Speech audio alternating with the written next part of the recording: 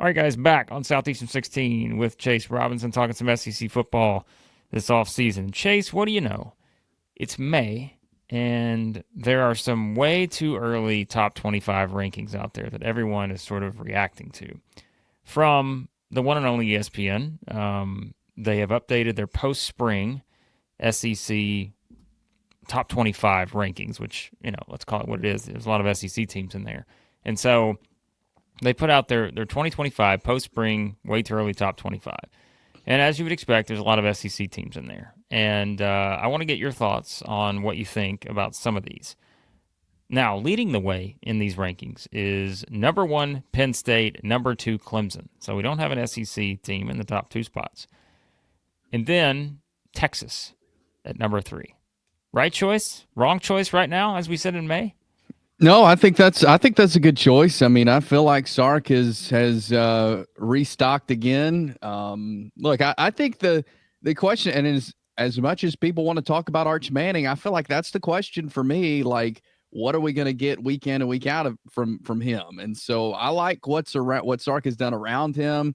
The guys he's added on defense. I thought that was something that got them to be a top level team last year, was the enhancement of the defense, and I think he kept that up again this year. So yeah, I think they belong there up at the top. Yeah, I tend to think that most would agree, if you're looking at it just from a neutral observer standpoint. But number 4 and a couple of these other teams we're about to talk about may disagree. Yeah, I think Texas, probably not a surprise to see them leading the way from the SEC standpoint.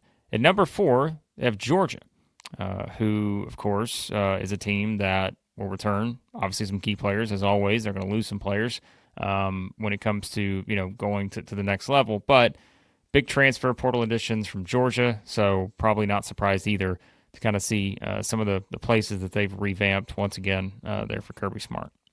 Yeah, I mean, anytime it's a Georgia Kirby Smart coached team, they're going to be up at the top of the preseason rankings. And yeah, I think when they went out and really got some wide receivers is really when that sparked my eye. Like, okay, it's kind of a new era for quarterback with Gunnar Stockton, and we saw him in a big moment last year in the playoffs and towards the end of the SEC championship. But yeah, what Kirby did and bringing in some offensive pieces around him, I think was really good. And I think that's what kind of caught the eye of folks that may have had them lower in other rankings and kind of a way too early rankings. I think that's what kind of propelled them ahead to number 4. I think that's fair. Look, I don't, I'm still not sold on Gunnar Stockton, a quarterback for Georgia, if he's an elite level quarterback that can lead them in those situations. But time will tell. But I think that's a good place to put him way too early. But again, I think those additions out of the transfer portal is what got them there, because I think they may have been lower before that. Yeah, most intrigued for me by the wide receiver group for sure. Like you said, everyone's going to have their attention on the quarterback, but we'll see how the wide receivers help that situation too, potentially, and kind of bring that up offensively. So, all right, number 5 is Ohio State. So noteworthy if the Buckeye fans want to get have some motivation material. They're at number 5 right now. But then, what do you know? There's more SEC flavor. LSU is at number 6, and Chase, I think we would all agree that we talk about a prove-it year. Brian Kelly, not the only one in the SEC that is kind of in that situation. We'll talk about probably a couple other coaches that may be in this top 25 in a second. But no question that for LSU, coming off a 9-4 season, hey, probably look at it, say, all right, we feel like we're a top 6, 10 team, whatever it is, ranked 6 right here in these ESPN post-spring rankings. But no question, it's kind of a prove-it year for the Tigers. Huge year. Absolutely huge for LSU. And if folks watching this haven't watched my interview last week with Matt Moscona down there from Baton Rouge, you should go watch it. He gave a lot of insight on a lot of players that have been added. And look, I think LSU can be higher because of the additions that they made. And Matt was going to tell me this last week, and just doing research for that video and looking since, if LSU had a need, they went and spent money and got that need. And in years past, Brian Kelly hadn't done that, but he knows how big of a year this year is. I relate this to Ole Miss last year when it was kind of like that okay, the roster is set and it's playoff or bust. That's it for LSU this year. It's playoff or bust with this roster. They think they can get there. I think they can get there. Very talented roster. We're going to see them, I think, much higher than 6 when it comes regular season. This is a very good LSU team.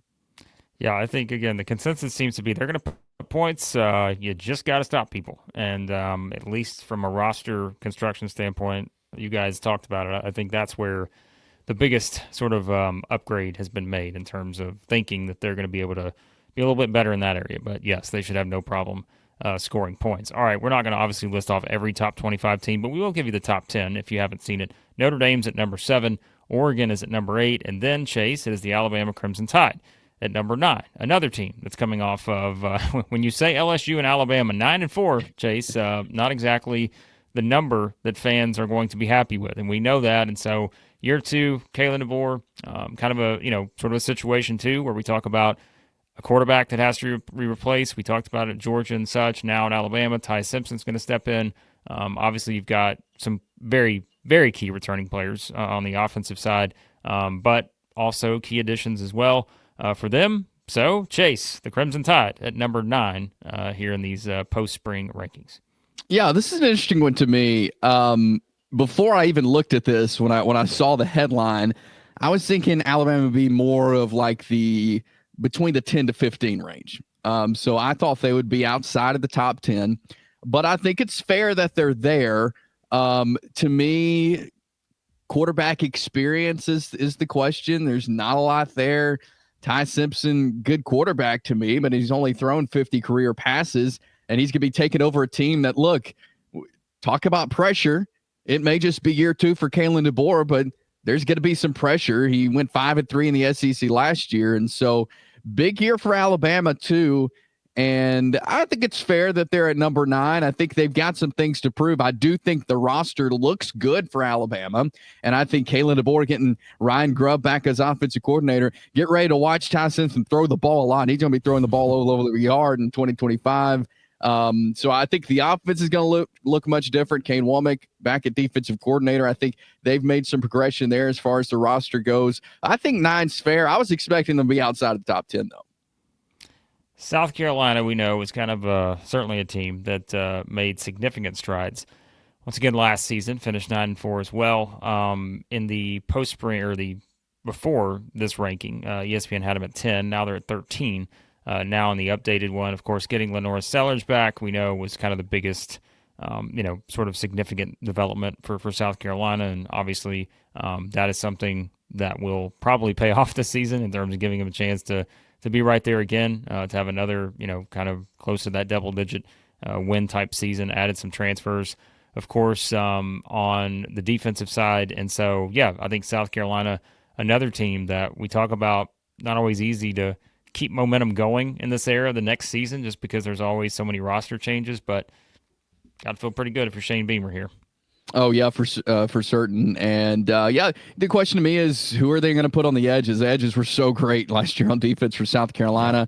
Who's going to run the football with Rocket Sanders not there? So a lot of questions, but I think Shane Beamer has done a really good job. And the season they had last year has helped him recruit, has helped him bring guys in out of the portal. They wanted to continue to do something special. I'm just wondering if they can keep it up. Like, I'm not doubting South Carolina. I think they can, but you're not the team that's going out there and surprising folks this year and sneaking up on people. People are going to expect South Carolina. Teams are going to expect South Carolina to challenge them, and they know Lenora Sellers now after what we saw from him last year. But I think they've got the roster where they're not going to have to surprise people, where people are just going to expect South Carolina to be up there. Shane Beamer, terrific job.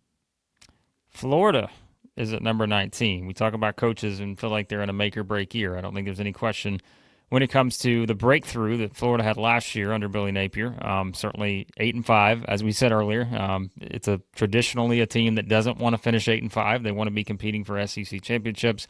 But that was a nice step in the right direction, given all the talk, of course, going into last season and whether or not he would keep his job. And now, with DJ Lagway leading the way, obviously, Chase, that becomes the biggest storyline for the Gators heading into next season. And, sitting here in a top 20 type spot, I'm kind of intrigued by Florida here. I think they're one that it's the problem with Florida is like if you're picking them to finish higher, the schedule is brutal again. I mean, it's like, rinse and repeat when it comes to Florida's schedule. But it's a tough schedule. But I think maybe to me, if we're picking from this group and we've got a couple other teams to talk about in this 25, to me, they're the one that I'm most intrigued by to see if they maybe are the one that can move up the most. But a lot of that, again, is going to depend on not just what DJ Lagway does, but really whether the rest of the roster can kind of put themselves in a position for this to be a team that maybe is a big surprise. Right. Yeah. I really liked Florida towards the end of last year and the way they managed that schedule, because that last chunk was tough. And they said, okay, well, we'll beat LSU, we'll beat Ole Miss, and all. Like, they took care of business. Again, kind of like South Carolina. Can they continue that? I think the roster's built for that.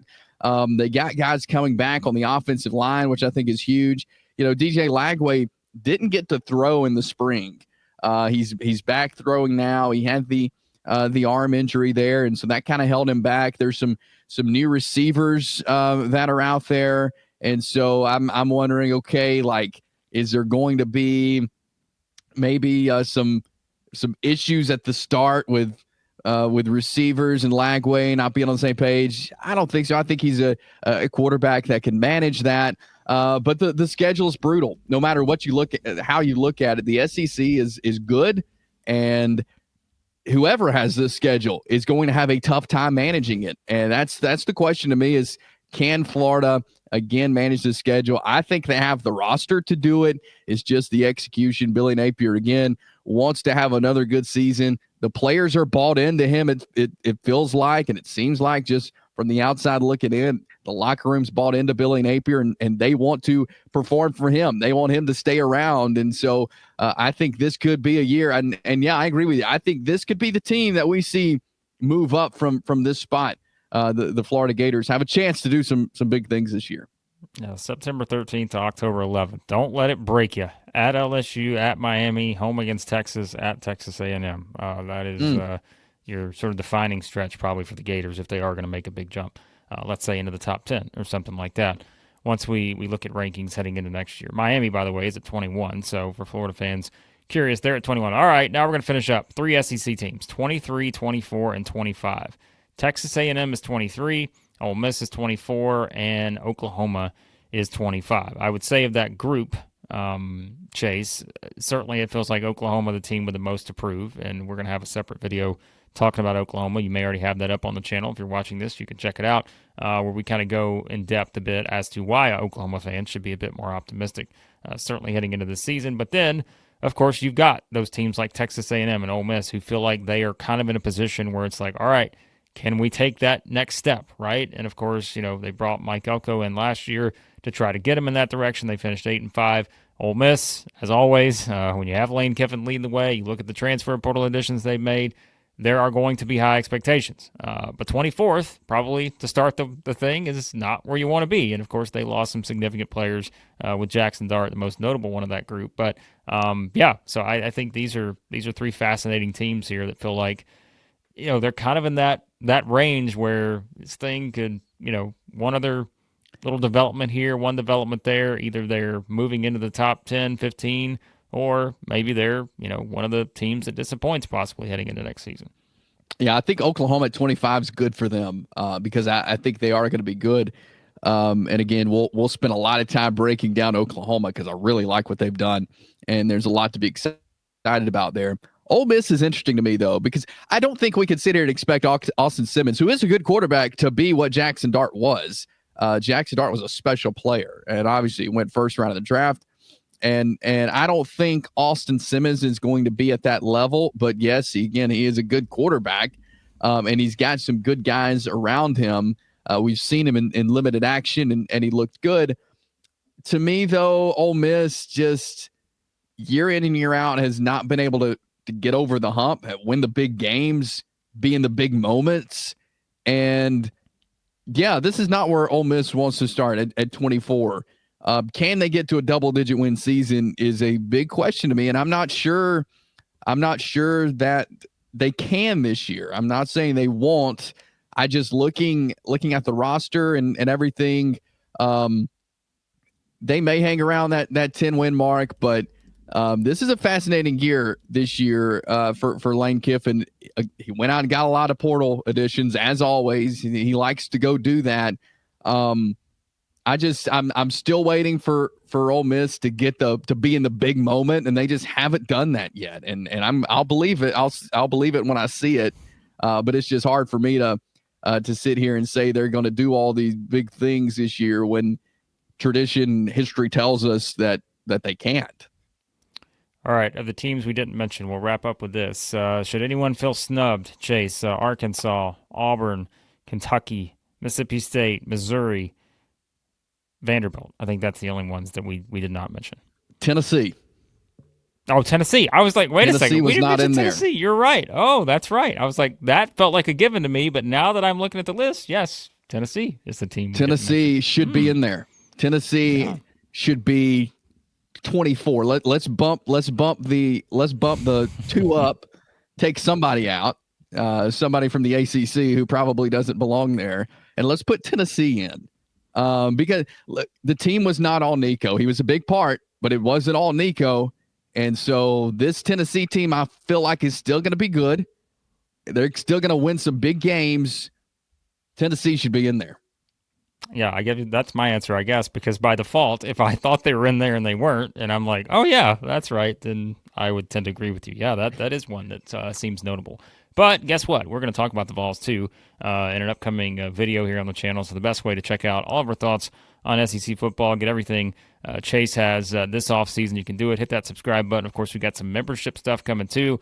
Join the It Just Means More tier, $3.99 a month. That allows you to support the channel so we can do more videos for you in the offseason for SEC football and such. So we appreciate you guys watching, and let us know your thoughts on these way too early top 25 rankings from ESPN. Who's too high? Who's too low? And again, we appreciate you watching. As always, we'll talk to you soon at Southeastern 16.